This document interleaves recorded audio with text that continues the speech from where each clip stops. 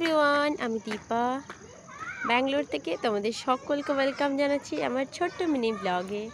তো আজকে অনেক দিন পর ছাদে এসেছি, আর আজকের আকাশটাও বেশ ঝকঝকে।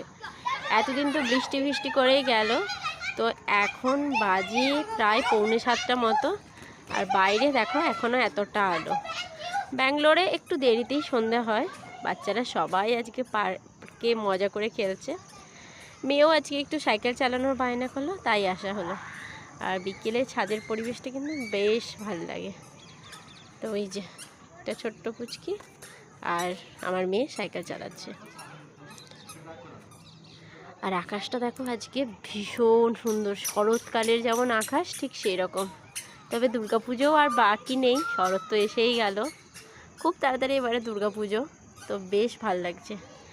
আর ব্যাঙ্গালোরে আজকে এখানে সবার বাড়িতে বাড়িতে একটা সাজো সাজো রব, যেহেতু কালকে আছে বরমালক্ষ্মী পুজো। তো আমারও সন্ধ্যেবেলা একটু ইনভিটেশন আছে, জাস্ট আজকে আলপনা দেওয়ার জন্য। তো এখানকার লোকজনের আমার আলপনা, বাঙালি ট্রেডিশনের আলপনা ভীষণ ভালো লাগে।